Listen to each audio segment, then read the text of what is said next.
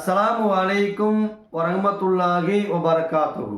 மன்னிக்கும் பண்பாளர் அல்லாஹுவின் தூதர் நபிகள் நாயகம் ஸல்லல்லாஹு அலைஹி வஸல்லம் அவர்கள் ஒரு முறை ஒரு யூத பெண்மணி விருந்துக்கு அழைக்கின்றார். அந்த விருந்தை நபிகள் நாயகம் ஸல்லல்லாஹு அலைஹி வஸல்லம் அவர்கள் புறக்கணிக்காமல் அந்த விருந்தை ஏற்றுக்கொள்கின்றார்கள். அப்படி அந்த விருந்தை சாப்பிடுகிற நேரத்தில் அந்த ஆட்டினுடைய இறைச்சியில் விஷம் தடவப்பட்டிருப்பதை உணவை உட்கொள்ளும் போது அறிந்து கொள்கின்றார்கள் அல்லாஹ்வுடைய தூதர் நபிகள் நாயகம் ஸல்லல்லாஹு அலைஹி வஸல்லம் அவர்கள். அப்போது அந்த இறைச்சியை சாப்பிடாமல் கீழே வைத்து விடுகின்றார்கள்.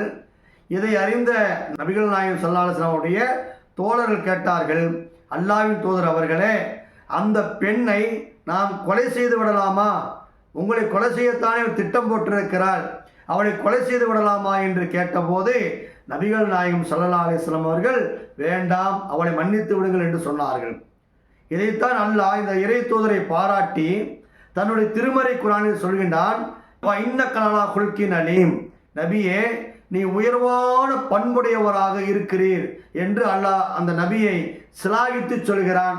ஆகவே நாமும் மன்னிக்கும் பண்பாளர்களாக மாறுவோம், அல்லாஹ்வின் அன்பை பெறுவோம்.